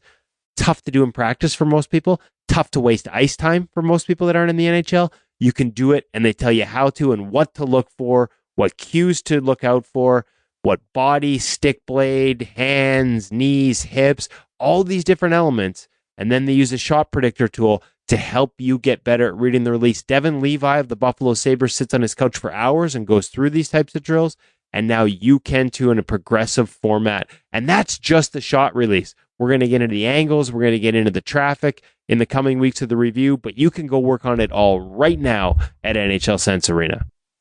Awesome stuff. Looking forward to this because there's some great videos that you guys have put out from Victor working out. It was the morning skate, doing some skating drills and some warm-up drills, and it's fascinating getting back to the skating aspect. Stuff that you can just do on your own, and instead of just gliding through the day, to borrow that term, be a little bit more detailed on working on your skates by yourself. Yeah, Victor was really good in that format. We've got a couple of different pro drills. One with him and just his warm-up skating and his routine and the edge work he does, where he talks about that, and another one where they're using a hinge pattern off the post to warm up their hands. So Colin Zulianello, the goalie coach for Coachella Valley, who was also a past guest, was really gracious sort of reviewing the video, as was Victor. And then after we reviewed the video that day, we sat down and did this podcast interview. So I think, like I said, really unique, different background. Coming through the NCAA, coming from Sweden, deciding to come over here, and then just the most crazy first year as a pro you can imagine. And he gets into all of it with lessons along the way in this week's feature interview. Enjoy. Really excited to welcome to the InGoal Radio Podcast first-time guest, Victor Östman from Sweden, from the Seattle Kraken, from the Coachella Valley Firebirds, also from the Kansas City Mavericks this year. You have had a hell of a first-year pro with a lot of different stops. What's been the toughest adjustment as you make your NHL debut this year, your first year pro, you play all 3 levels? What's this been like? Yeah, no, it's definitely been an adjustment and a first year pro, and I knew about it, but it's definitely harder living it for the first time, just like how much movement there is in the moving parts with players getting traded and you getting called up and down. So that's probably the biggest adjustment that I knew about, but also wasn't really prepared for. But it's been a lot of fun. That part kind of makes it exciting too, because you're like, you never know what's going to happen, you know? So, and it happens so quick. And like you said, I started the year in the coast, and then to think that I would make my NHL debut was like pretty surreal, and especially when I was in the coast. So it happens very fast, but it's a lot of fun too. Why'd you choose, walk me through the decision coming out of Maine and choosing Seattle? Well, they were always interested for a while, and it seemed like I would come to an organization that really wanted me, which was obviously important, and also from being at Dev Camp and meeting everyone and stuff, like the whole staff seems really good, from Seattle down to Coachella and even in Kansas City too. So it's just a well-run organization, and yeah, that was probably those 2 reasons. The starting in the ECHL, I've had guys say that the jump from the AHL to the NHL can often be easier than the jump from college or junior to pro.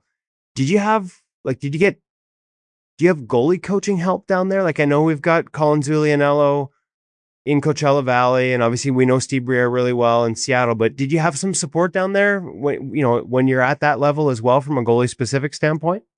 Yeah, so we have Rob Couturier, which is our goalie coach in Kansas City, and I don't know how many teams, but I don't think a ton of teams have a goalie coach full time at least. So I got really lucky having him being there as a full time. So he's the video coach and goalie coach.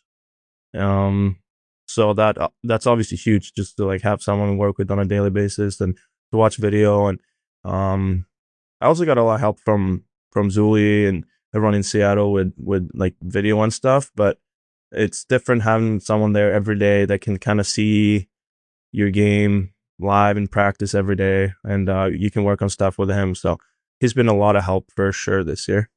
What the what's the biggest adjustment? What like technically, tactically, you've been in North America, so you're used to the smaller rinks, but even NCAA to pro, is the game changed that much in terms of how you have to manage it as a goalie, or is it a lot of continuing themes from what you were working on when you were at Maine? I think guys are smarter pro for sure, and that's probably the biggest adjustment, especially going up the higher up you go in the levels. Um, like that's something I noticed in the one NHL period I got was how smart guys are, and they don't pass up on like you might think they're gonna shoot, but then they slide it back toward the last second. And you're like, and there's a guy there, and it's like they're so smart with the puck and they're so deceptive. So that was probably the biggest adjustment. More the game, or I guess in college it's more just go go go at times, just the way the game is and how tight the games are, and it can be tough for guys to make plays, even if they're really skilled and smart in college. Or in pro, it's a little less. Like guys aren't always on you in a sense where like some guys are, some guys aren't in pro. Um, and if you give a smart player time and space, they're gonna make a play every time. So I want to dial it back a little bit to your roots because we've had Thomas Magnuson on. We've talked a lot about sort of Swedish goaltending and the foundations that they put in place in the coaching. Where'd you get started? Like, how did Victor Östman become a goaltender? What inspired you to do it, and what were some of your early influences and sort of access to coaching like? yeah, so growing up in Sweden, obviously we've had some great goalies. Henrik Lundqvist was the big one for sure. And I don't know, I just wanted to become a goalie. I obviously like the gear, like most kids do, and I tried it out, and it was a lot of fun. And then yeah, just kind of was obsessed with the goaltending position. I was a goalie in soccer too, and like so I Those nets are way too big. yeah. And for some reason, yeah, I just wanted to be a goalie, and hockey was always my sport, even though I played soccer. But um, and yeah, like you said, I got some early.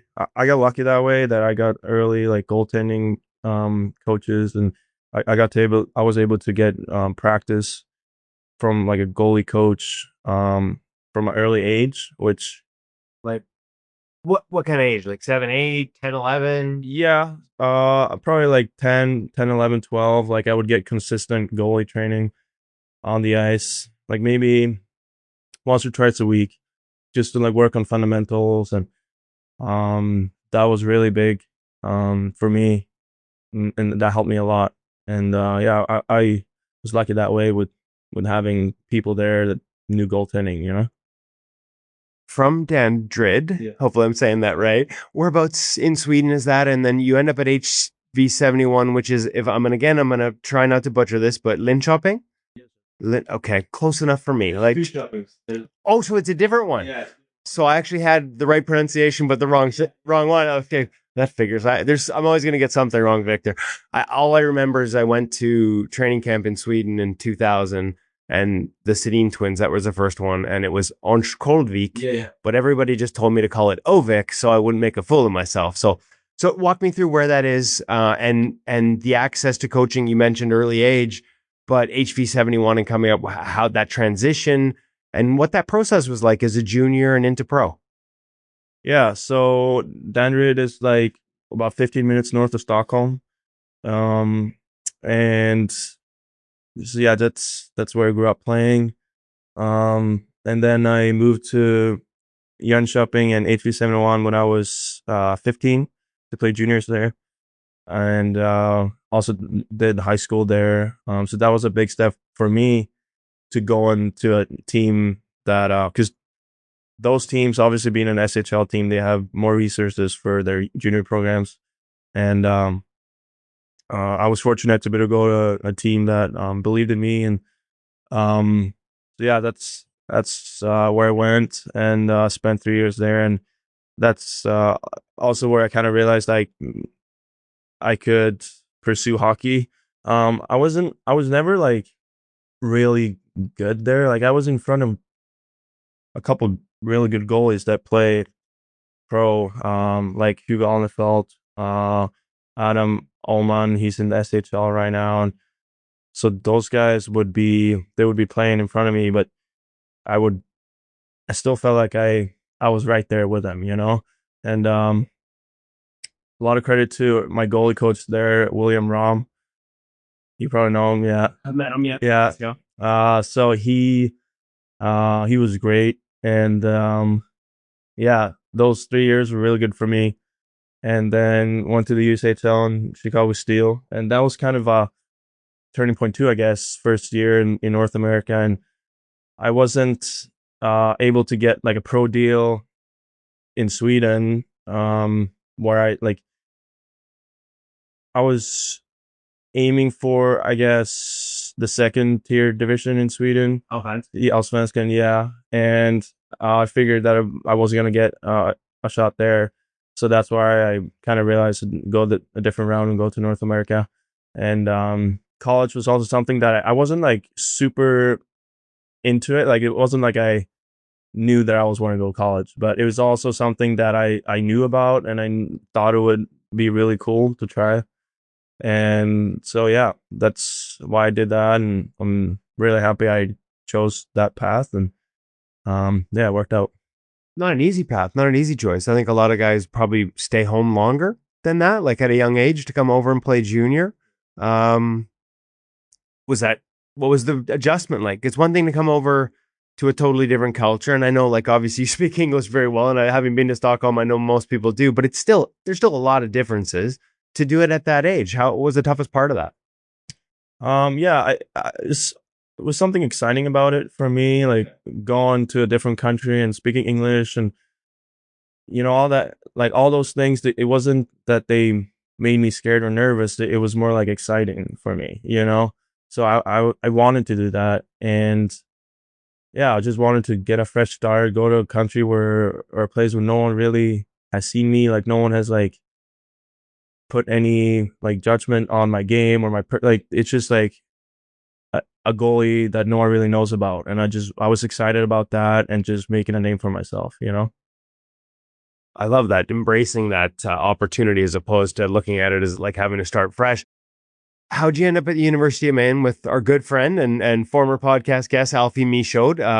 Did you have was it a choice to go there? Were there other options? What led you to making that decision and ending up at Maine? Honestly, Alfie was probably the biggest reason I went to Maine, because like he went out to Chicago and he visited me, and I could tell that he was really interested, and I had other teams too, but in college too, it was big for me to have a goalie coach full time, and now most teams do, but back then you could only have 3 coaches paid, so that kind of made it difficult to have, like, some guys would have a goalie coach, some wouldn't, and Alfie, obviously being the name he is, and that he just, like, Jeremy Swain was having like his Mike Richter year that year, and so it was like, and just seeing him talk about Swayman, and I was like, if Sway can do that, like I wanna do that too. So that was a big inspiration for me, just seeing, because like Swayman wasn't like a super like big talent when he went to May, and so that was exciting for me too. And I went up there on a visit, and I liked it. It was very similar to Sweden, like in terms of the climate, and I just felt like home, you know. And I like it's a smaller town, and the hockey team is very big and important for the fans, and that was exciting for me too, to go to a team with like a really passionate fan base. So yeah, that's why I chose Maine. Does this mean, did you end up taking the ballet class? I did not. But I did do ballet in the gym. We would like put up, like, play a YouTube video and just like follow along ballet. And Alpha would come in and like sneak in. He would laugh a little bit. And the guys would be like, "What's going on?" Our strength coach was like, "All right, you guys just do your thing. Like, I'm not a part of this." But yeah, he got us into ballet, and yeah, it's good for your hips and balance and ankle strength. So it's definitely beneficial. It's funny because it kind of became a big thing when Sway talked about it with us. And like you said, that reaction can kind of be mixed among hockey players, but the reality is the ankle flexion, all those things. I watched you on the ice today. Before, you know, we're up here in Abbotsford playoffs. I'm watching you on a practice day, and I'm watching your warm up, and I'm watching the mobility and the access to edge work and all those things. And it's like, it's really, really impressive. Not trying to connect it directly to ballet, but what are the different things that allow you, that you've done over the years, to have that type of edge work, that type of control, and that smoothness in your skating? Yeah, I think a big part of it is actually ankle flexibility and ankle strength, which I think I just naturally have had flexible ankles. And I think for me, I don't know if a lot of goalies do it. I just feel like I use them a lot in my skating, like grabbing edges and, you know, small like adjustments with your toe, like with the front of your skate. When you're down on your knees, you need a lot of ankle flexibility. So, and strength, because you don't want them to get hurt. And so yeah, I think that's a big part of it. And then I just like love watch, like when I was younger, I feel like I love watching obviously Lundqvist, but also Carey Price, and just like trying to I just wanted to look like Carey Price when I was younger. And he obviously had that like very like smooth skating. I'm not saying that I'm Carey Price, but I think just like watching a lot of goaltending and watching a lot of good goalies do something. And the biggest thing was like, I want to make my game, I want to make everything as simple as possible. And I think Carey Price is probably one of the best goalies ever to make it just simplify the game. And so that's always been a big part of my game, is just trying to simplify it as much as possible. The ankle, I mean, I'm curious on the ankle strength. Is that just something you said? You said it came back naturally. Are there things you do to enhance it? And included in that, I'm curious, I didn't look, but skates, how you do them up? Because a lot of today's skates can kind of lock in the ankles. And when you talk about having access to toes, I'm guessing you mean like edges and quick little pushes and the ability to sort of turn on your knees and move on your knees.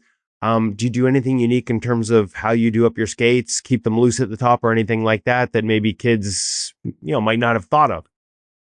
Nothing crazy. I leave the first eyelet open. I tie them pretty tight, not like overly tight. I don't like having them too tight around the ankle. Like I don't like having tape around there or tying them too tight. But yeah, I should probably ask what you're in. true. The true 2-piece, and yeah, I've liked those a lot. I tried the 1-piece.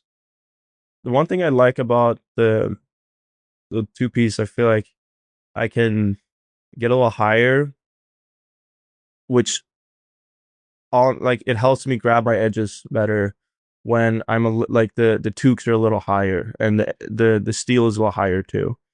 So easier access. Yes, exactly.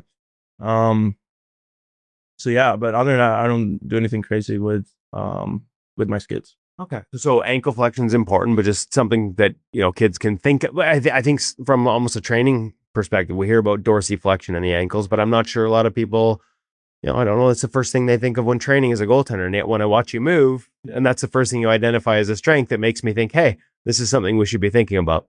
And also, just I think maintaining the health in them is important. Like used to have a little bit of nagging like ankle injuries, and just strengthening in like your calf and doing like a lot of stuff on one leg or calf races. I think that's really helpful and beneficial too for goalies.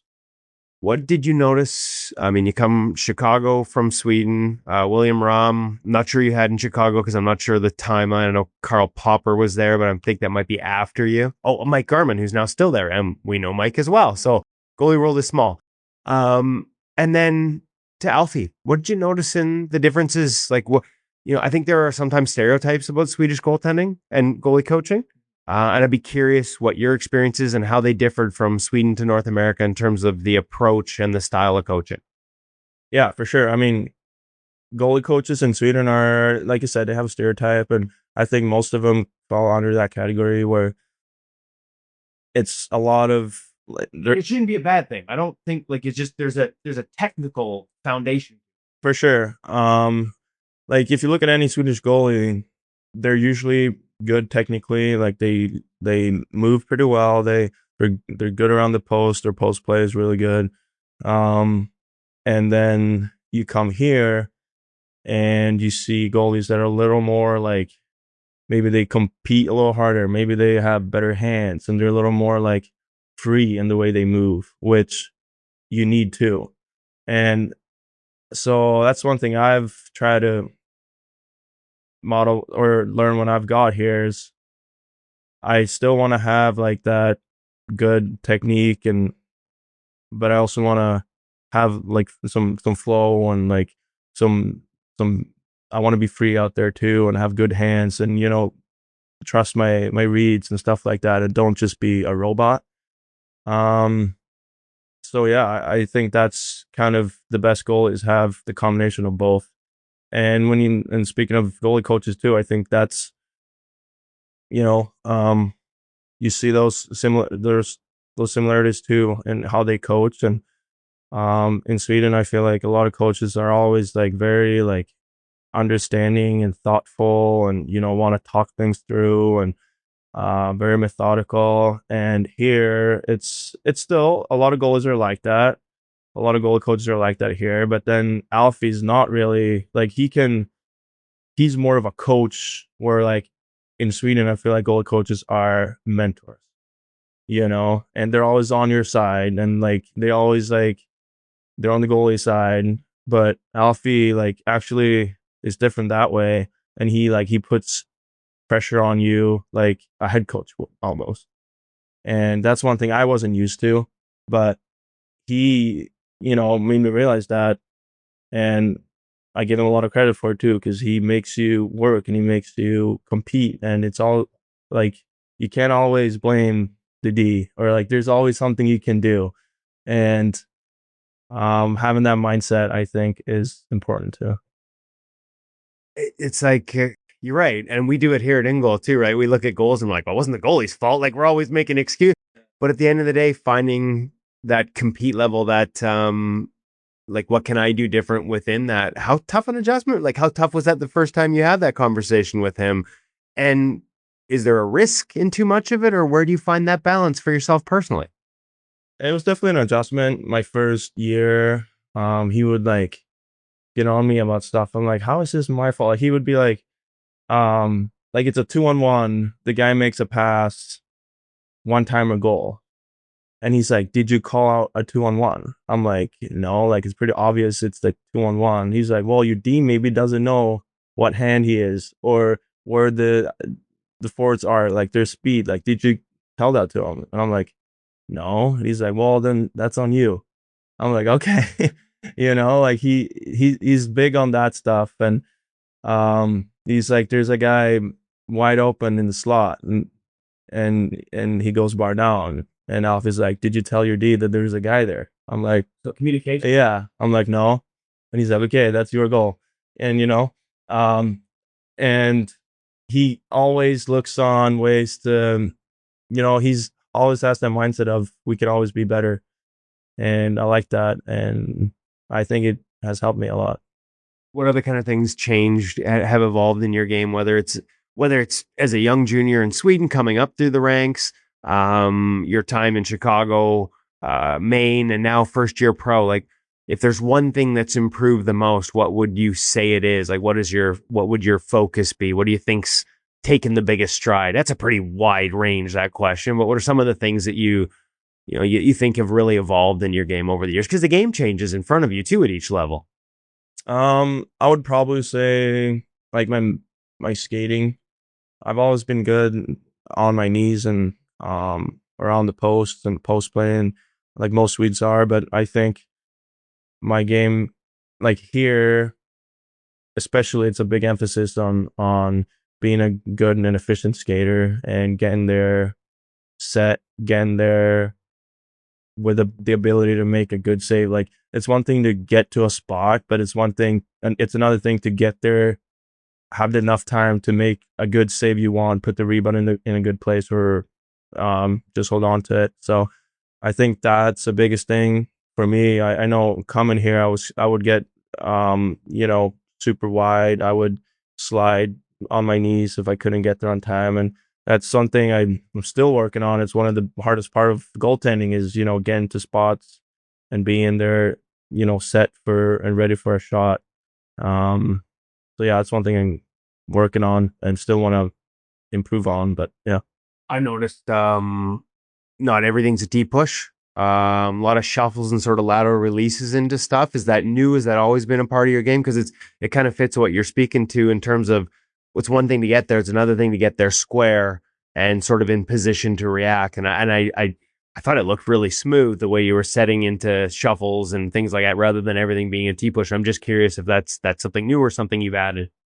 yeah, it's fairly new. I'd say for probably like last 2 years in my game. Like I used to so when I got to the States and I realized I needed to get better on my feet, I would be that goalie that would like T push everywhere and like everything had to be like super hard and rigid. And like, then I realized that a lot of times it's better to like just be a little smoother, a little more fluid. And, yeah, so I think that that's something I've changed a little bit. And I think it helps me a lot. And like a lot of times you don't have to T push super hard. Like you can still get there with a shuffle or a C cut and a push.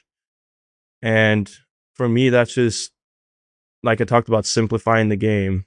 And because that's an easier movement and you're not opening up your legs as much as in a T push.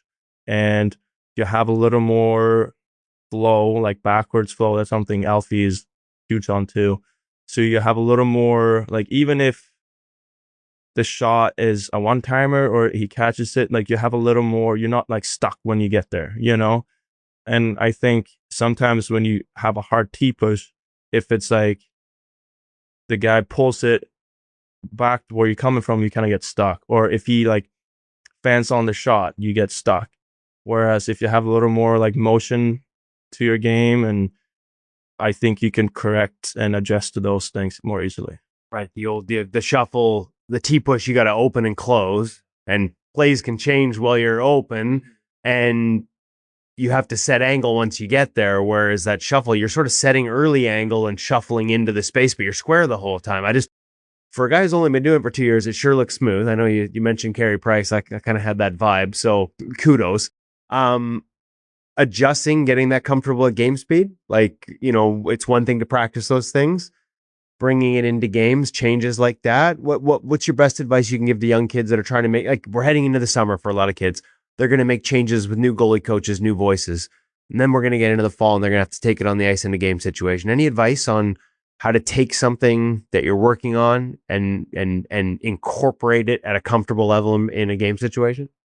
Yeah, I mean, just being patient with yourself and also realizing when it's a good time to work on stuff like that and when maybe it isn't. Like during the off season, it's a great opportunity to work on stuff in your game that you want to get better at, and it's not always going to be natural. It's going to feel weird, but the more you do it, the more natural it's going to feel.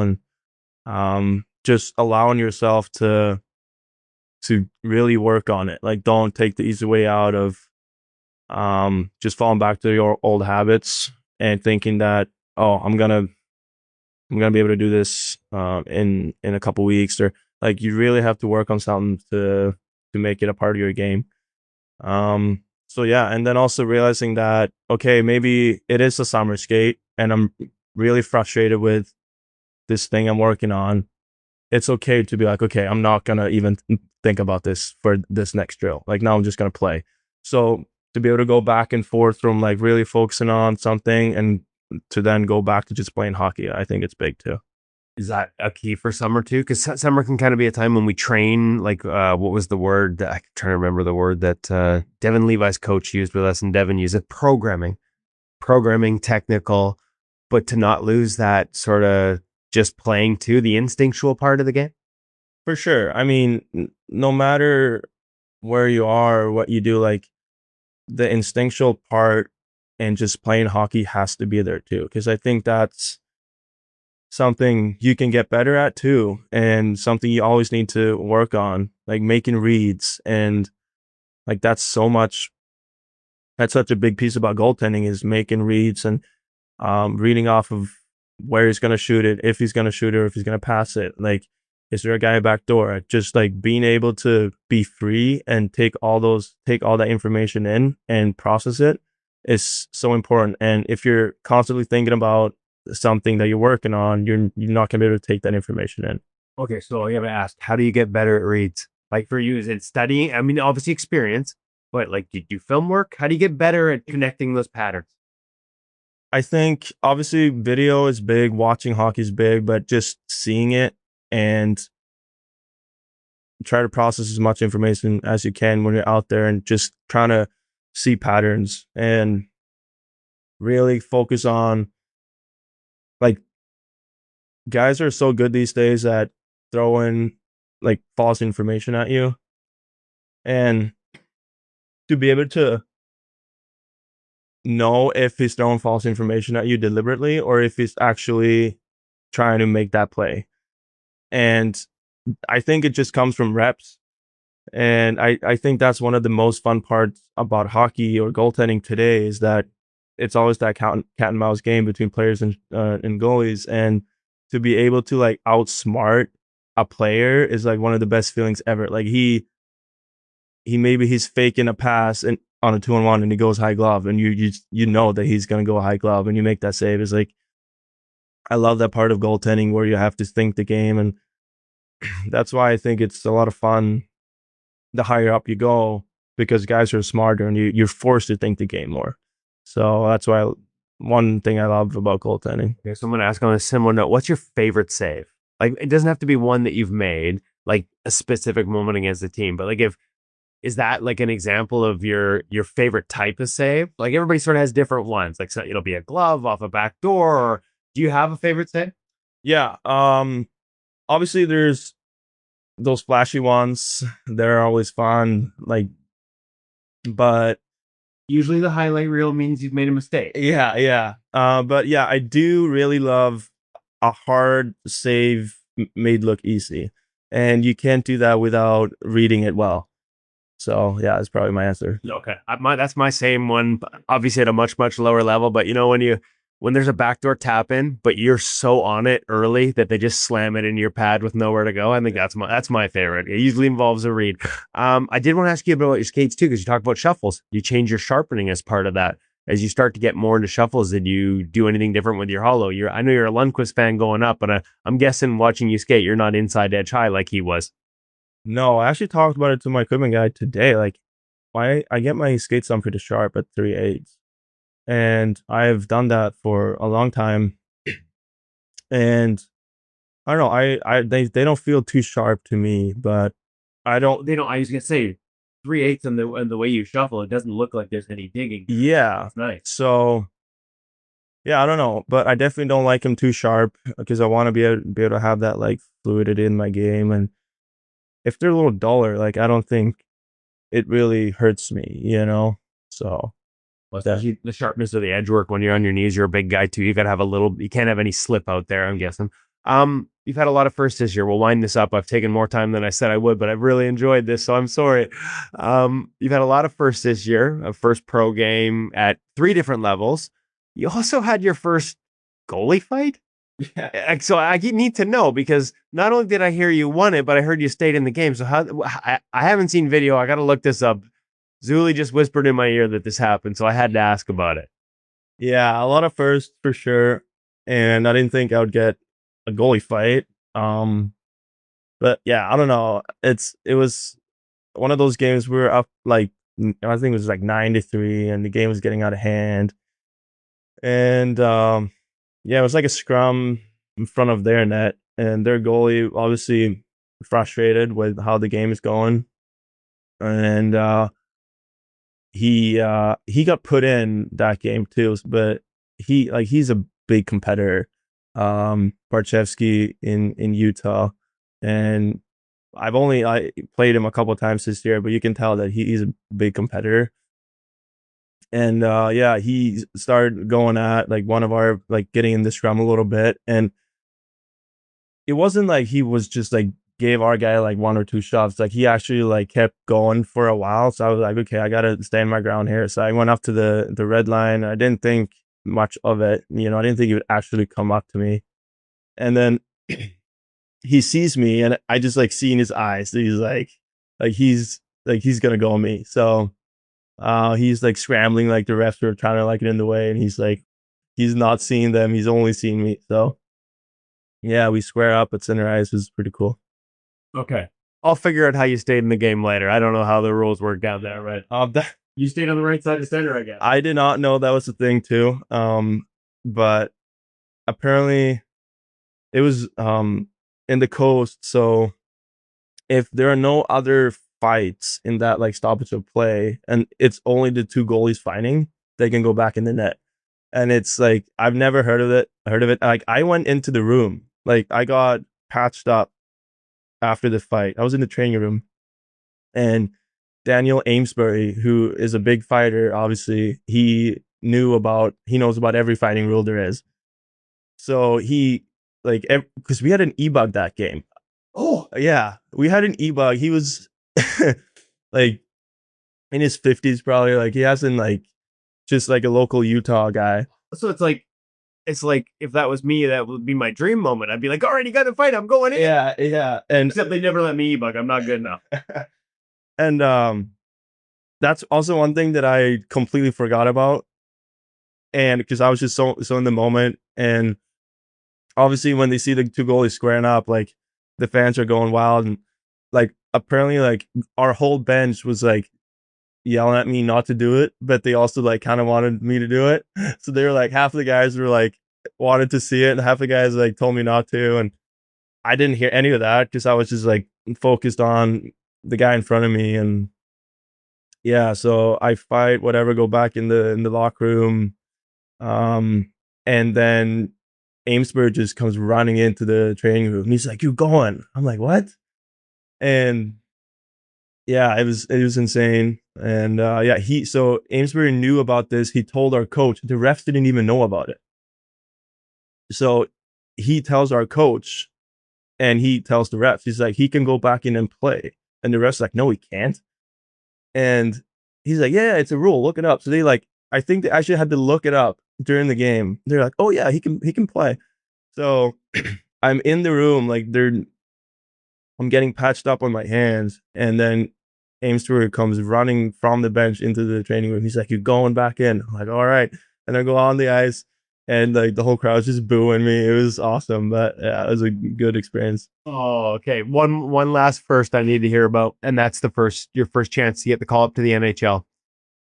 Everything, the moment, and then getting into a game. I'm guessing because it wasn't a start, you didn't have family in town, or were you able to get anyone in, or what? Just what do you recall of that moment? And is there, as much as I know you want your first start at some point, but is it easier at all to come off the bench because you're not thinking about it, all that expectations? Walk me through it.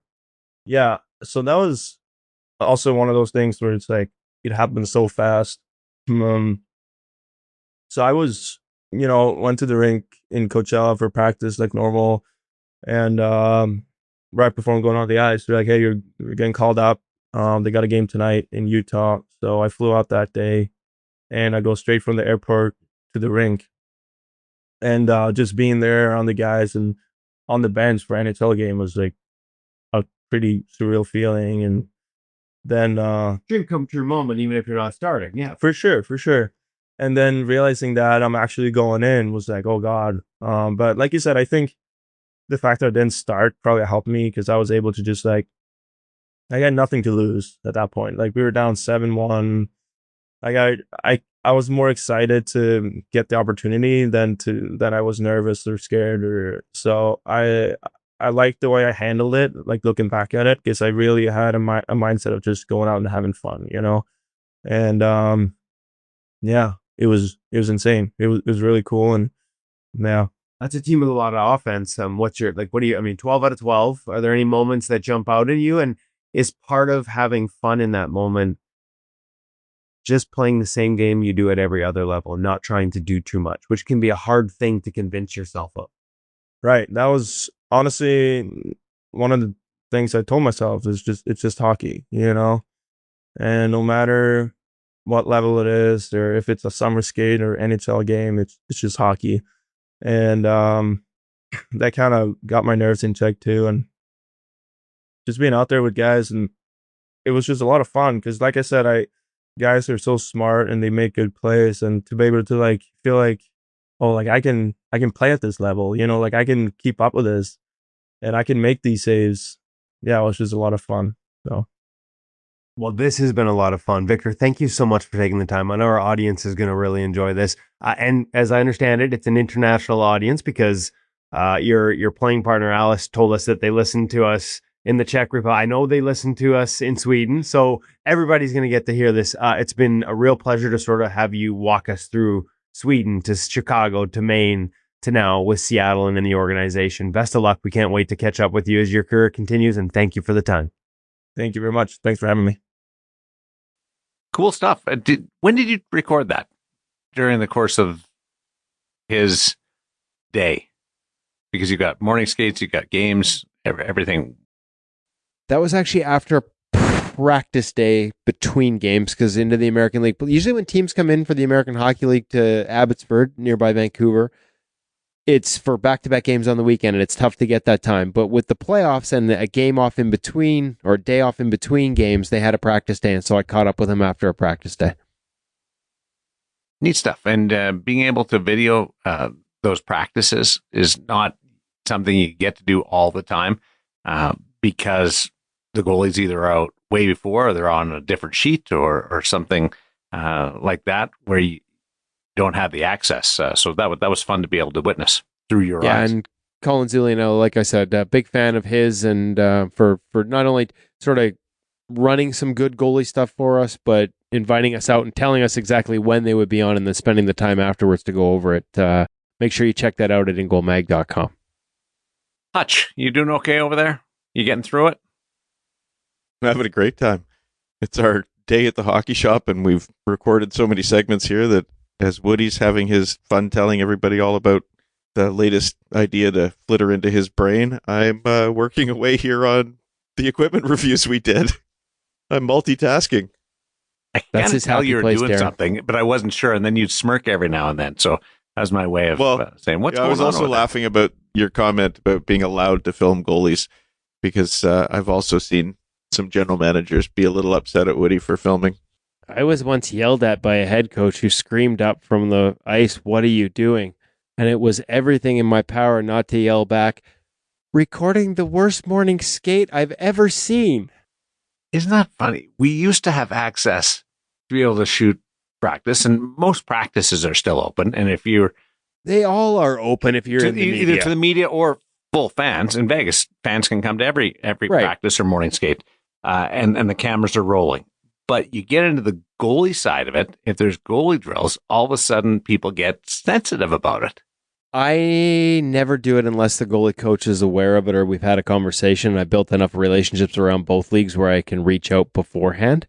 I have learned the hard way through some of those sessions. Ironically, the head coaches aren't worried about the goalies. They're worried about, like, I'm stealing some, line rush or something. And it's fair. It's actually fair. I don't mean to make fun of it. It's fair. So I make sure now that in addition to the goalie coaches, I run it through the media relations department so they're aware that I'm there. I've had other times where general managers in the American Hockey League had come over and asked, very politely, and when I explain it and that their goalie coach knows, they're really good about it. It's understandable. Everybody, the reality is we're rarely reinventing the wheel. And if there's ever anything that really is proprietary and that different that you don't think it should be shared, I give everyone the opportunity to not share it. But for the most part, goalie coaches understand that this is a good thing for the position in general at large, and they're happy to be a part of it. It's just a matter of, I've learned some hard lessons along the way about making sure you communicate it beyond just the goalie coach so that they don't have their head coaches looking at them going saying, what the heck is he doing? And there's not a lot of you around in the American Hockey League. There's not a lot of cameras recording video in the American Hockey League. I don't mind. At the NHL, there's cameras everywhere. You understand that there's a little bit of, what's he doing? What are they doing? For all they know, it could be like the local team trying to steal something or lines or something. So it's totally fair, and I've learned to manage it. But you're right, it does. Hutch is right. It creates some interesting scenarios sometimes. Hey, we've been talking for so long and having so much fun. Did we talk at the beginning? You know, I have a tendency, short-term memory, and all too many pucks off the head. Did we talk about the EFlex 7 giveaway? No, we didn't. We talked. I think we said that was going to be the first thing we talked about. Yeah. We did a really good job with that. Yeah, that's my fault. Bad host. Folks, we have a week left to win a set of custom EFlex 7. We will have it all over our socials. It has been already. Make sure you keep an eye out for it. InGoalMag.com. Go to the goalie coach's guide for now. We might just send out the form directly, but check it out. EFlex 7. Brand new set. Win it from us. Make sure you enter. And is it true that you do a new draw every week, and then the last winner is the title holder, but that Marin Dillard is actually the person that's going to get the EFlex 7 set right now? It's actually a fun thought. Aside from the Marin Dillard, who's got no hope of winning, he's not very secretive with his intentions. But I actually kind of like the idea of drawing a winner every week and making this like a tournament style giveaway. It's far too late now. We're not going to change the rules and regulations on this giveaway, but hey, maybe in the future we could do something like that. Sort of reward the people that are in on things early. Qualifiers, right? And then you put them all in at like 8 qualifiers at the end, and you draw like a Hunger Games tournament. Yes, let's do that. Well, basically, that's the position anyway. It's like Hunger Games. That's great fun. Maybe I think we got a good idea there, Darren. I've never heard of a giveaway doing things that way before. Marin Dillard, you're a smart guy, Marin Dillard. I gotta say, you need to check out this week's EFlex 7 review over on our YouTube channel. It's not enough to just listen to it on the podcast, because there was a blocker and there's a matching set behind us that screamed Vegas colors in the new EFlex 7. You were mentioned by name in the review, Darren. Okay. Talk about it at TendyFest. When I'm testing my true pants and my Warrior upper body and my EFlex pads and gloves. I'll send Hutch down to pick you up. Okay. Hutch. Terminal 2, okay? Absolutely, buddy. We'll be there. You come off the plane, you can play the slots for a couple of minutes, and then we'll get back on the plane and we'll go right back. Oh, I'm flying down to pick you up. But you said Terminal 2. I thought you were thinking Vancouver. I was going to offer to drive down to the Peace Arch crossing, and you can walk across, and I'll have the car running for you. But I would like to go down to Vegas. Car running like it's minus 50 out. Yeah, I'd love to go down there. I saw an ad saying there's some place you can do dog fighting in fighter jets, so I want to come down and try that. Really? Like actual fighter jets? Well, I don't think they're jets. Or you're in a sim? No, like actual planes. Really? Yeah. Oh. Don't you have to be a pilot? You don't. They have a pilot behind you who's sort of, I don't know if he's massaging the controls or what, but yeah, you don't have to be a pilot. Better be doing more than that. That's my, I don't know, 60th birthday present or bucket list item or what it is, but a friend of mine's a pilot for Alaskan Airlines, former NHL defenseman Jeff Sharples. I don't know whether you guys remember Jeff, Western guy, up Prince Rupert Way, and he's a pilot, and we've talked about going to the sim together and just testing it out. He wants me to, because I ask him all kinds of questions. I'm a nerd. and he wants to show me just how difficult it can be and how simple it can be at times, depending on your day. I believe there is a sim for one of the large Boeing planes accessible to the public in Vancouver. Not cheap, but a really cool experience. I'd rather do the dogfighting in the sky. 100%. When you first said that, though, I was like, I didn't know this side of Hutch, and I wasn't pleased with that. But now I'm glad it's just in the sky. Yeah, I was going to ask if there was a Michael Vick discussion coming, but Yeah. I'm glad to hear he was talking about fighter jets. Not. Hey, you're the one that brought it up. Don't blame us. It's just descending the show as deep as you can. In goal after dark with Darren Millard and Millard Darren. Let's hope that there's no first time listeners. That's the only time I'm ever going to say this. Let's hope there's no first time listeners to the podcast today, because you'll get a totally wrong feel for what we do here. We'll be back. At least to I normal didn't next have to bleep out Woody or anything. Yet. I enjoy Woody. I just enjoy the anger. And we're going to start putting out segments of our podcast in short form too. We did last week. Just so we can see everybody and what they're doing. Oh, but not us. That's right. Yeah, we need us. We had Doobie out there last Woody week. staring 2 inches from the camera and you in the background. Well, Hutch moved his background because he had a naked mannequin behind him before. We had to get rid of that. That was awkward. Enjoy the rest of the day. We'll end it on that note. Head to toe. We continue with TendyFest around the bend on InGoal Radio, the podcast presented by the Hockey Shop, source for sports Langley, thehockeyshop.com.